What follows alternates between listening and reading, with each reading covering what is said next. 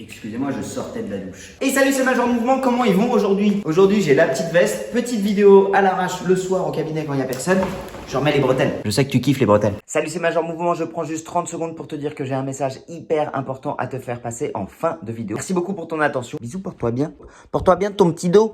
Et ça tombe bien parce que pour la démonstration d'aujourd'hui, je vais te montrer un truc où il faut voir du bouti. Aujourd'hui, je vais te parler d'un truc qui est hyper fréquent, cette petite bosse dans le haut du dos. Comment s'en débarrasser? Alors pendant longtemps, j'ai fait une erreur qui consistait à penser que en fait, c'était une restriction de mobilité qui m'empêchait de gagner. J'ai fait beaucoup d'étirements du diaphragme, d'étirements des abdos, d'étirements du psoas et j'ai même ensuite pensé que c'était un problème de travail des fixateurs des omoplates où j'ai travaillé à fond sur ma fixation des omoplates pour remuscler tout ça. Malheureusement, j'avais pas les résultats escomptés. Dans cette vidéo, je vais t'expliquer pourquoi c'était des erreurs de penser que c'était une restriction de mobilité de certains tissus mous, comme le psoas, les abdos ou même le diaphragme, que c'était aussi une erreur de penser que c'était un problème de fixation des omoplates et qu'un seul détail a tout changé. Je vais te montrer tout ça. En fait, en réalité, oui, on pourrait penser assez facilement, et je l'ai même évoqué à une époque, que si jamais on a un défaut d'extension, c'est principalement à cause d'une chaîne antérieure qui serait trop fermée, notamment les petits pectoraux, les grands pectoraux, les abdos qui nous comprimeraient.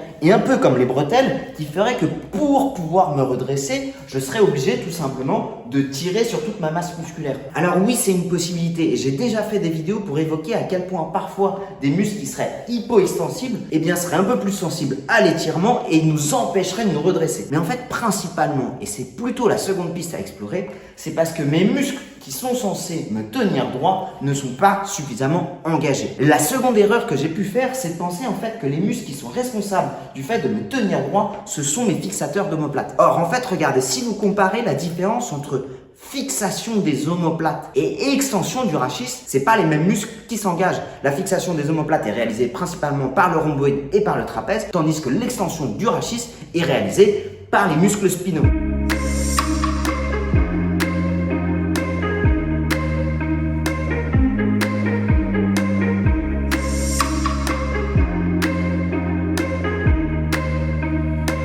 Ce qui m'amène à la troisième erreur que j'ai pu faire, qui allait un peu dans le sens de la mobilité, où principalement l'extension que je venais travailler, c'était sur des mouvements type deadlift, qui est un excellent mouvement, mais qui travaille principalement les muscles lombaires. J'avais des bonnes sensations sur le deadlift et je sentais même que je me redressais. Cependant, le maximum de charge que je sentais était principalement au niveau des lombaires. Et c'est quand j'ai changé une petite astuce que j'ai vraiment eu des résultats. Et c'est ça que je vais te partager aujourd'hui. En fait, cette astuce, c'est d'arrêter de vouloir taper tout autour, mais taper sur un point précis. Et je parle ici de contrôle moteur, d'essayer de ressentir ce sommet au niveau de ta colonne dorsale, d'essayer de le ressentir un maximum et te dire c'est là où je veux venir chercher l'extension. Au début, ça demande vraiment du travail parce que tu vas travailler plutôt là où c'est facile pour toi, à savoir dans ta cambrure lombaire ou dans ta cambrure cervicale, mais c'est très dur de venir chercher de l'extension thoracique. C'est pour ça que tout le travail de mobilité en amont est aussi très intéressant. Ce travail de mobilité qui va venir gagner tout simplement en souplesse, en information de toute ta chaîne antérieure, mais en même temps ce travail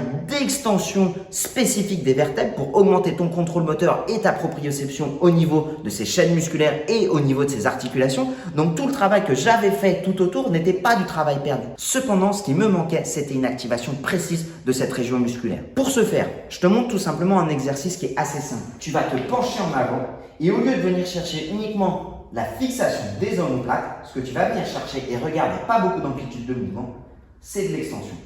Juste de l'extension. En fait, là, tu vas venir verrouiller, vraiment engager toute l'extension thoracique. Essaye d'avoir la tête dans le même axe que le reste de ton corps. Et regarde, j'ai quasiment pas d'amplitude. Par contre, cette activation, je la fais au bon étage. L'erreur que je faisais au départ, c'était principalement de gagner en mobilité au niveau lombaire ou alors de travailler vraiment en extension cervicale.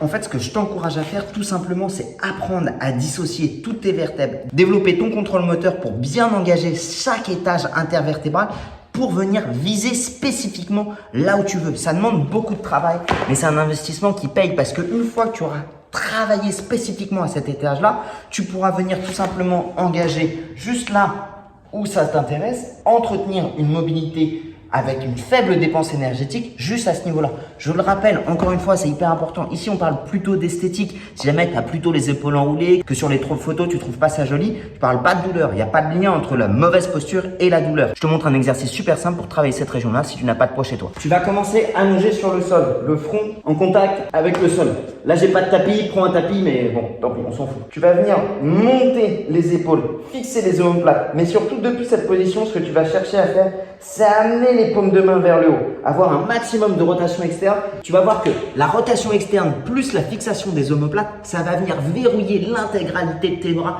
pour un maximum d'engagement de cette région-là. Donc ça veut dire que tout ce que tu vas pouvoir gagner derrière, ce sera uniquement au niveau de ton dos. Depuis cette position-là, tu vas venir donc chercher un maximum de rotation et là, tu montes les bras et tu soulèves. Depuis cette position, sans décoller le front du sol, tu vas venir chercher tout simplement à te tirer, à venir chercher à pousser le plus loin possible la tête. Tu as le droit de décoller maintenant de 2 à 3 cm à peine le front et venir chercher à te cambrer, mais uniquement au niveau du haut du torse. Tu viens pas chercher uniquement en longueur, c'est trop facile. Non, je te parle uniquement au niveau du haut du torse. Et tu tiens là pendant 10 secondes. Tu viens chercher un maximum d'extension. Tu sens que ça chauffe, tu sens que ça brûle. C'est là où ça bosse. C'est dans cette région-là où tu vas avoir un maximum de résultats et un maximum de bénéfices de cet exercice-là.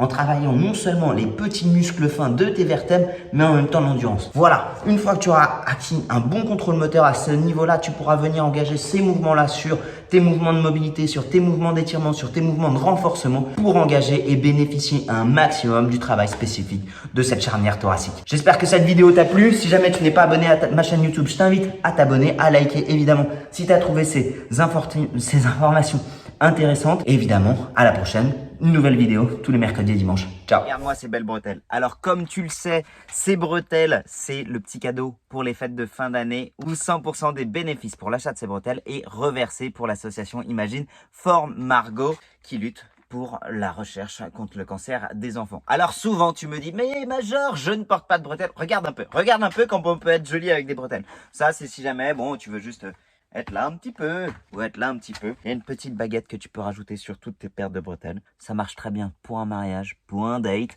pour reconquérir l'être aimé ou tout simplement pour traîner dans ton dressing et te sentir super in shape. Ces bretelles, c'est des bretelles qui sont made in France en partenariat avec Léon Flamme. 100% des bénéfices sont versés pour une association qui lutte contre les cancers des enfants. Imagine For Margot, le lien est dans la bio. Je compte à fond sur vous pour le soutien. C'est pour une bonne action, ça fera un joli cadeau, il y a un beau packaging. Et le jour pour les fêtes de fin d'année, quand quelqu'un ouvre ça et vous lui dites « Et tu sais quoi ? Ton cadeau, non seulement tu vas être hyper stylé lors de ton prochain mariage ou lors d'une soirée où tu as envie d'être bien habillé, mais en plus de ça, ça sert pour lutter contre le cancer des enfants. » Ah, j'ai une petite blagounette. Hein. À défaut d'avoir des t-shirts posturaux qui ne servent à rien, au moins ces bretelles, non seulement elles te permettent, non je sais pas du tout de te tenir plus droit, mais au moins de te sentir plus beau et ça aide aussi les enfants. Allez, salut, bye bye.